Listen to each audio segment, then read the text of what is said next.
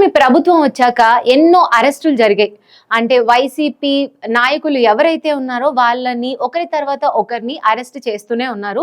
అయితే రీసెంట్‌గా జరిగిన పోసాని కృష్ణమురళి అరెస్ట్ మాత్రం పెద్ద ఎత్తున సంచలనం సృష్టించింది. ఎందుకంటే ఆయన సినీ ఇండస్ట్రీలో ప్రముఖులు అండ్ రాజకీయ పరంగా కూడా కొంచెం పలుకుబడి ఉన్న వ్యక్తి అన్నమాట. ఆయన అరెస్ట్ అనేది కొంచెం సంచలనం సృష్టించింది. అయితే పోసాని కృష్ణమురళి అరెస్ట్ తర్వాత ఆయన వాంగ్మూలాన్ని అయితే పోలీసులు ఒక రిపోర్ట్ లాగా తయారు చేయడం జరిగింది. ఆయన వాంగ్మూలంలో ఆయన చెప్పింది ఏంటంటే, బూతుల స్క్రిప్ట్ ఇది నేను నా అంతట మాట్లాడింది కాదు. నాకు పైనుంచి వైసీపీ పైన వాళ్ళ దగ్గర నుంచి వచ్చింది అన్నట్టు చెప్పారట. అయితే ఇందులో మెయిన్‌గా వినబడుతున్న పేరు సజ్జల రామకృష్ణారెడ్డి. ఆయన గురించి మనందరికీ తెలుసు. వైసీపీ ప్రభుత్వం ఉన్నప్పుడు సకల శాఖల మంత్రి అన్నట్టు ఆయనకు ఒక పేరు ఉండేది. అండ్ వైసీపీ ప్రధాన కార్యదర్శి కూడా ఆయన.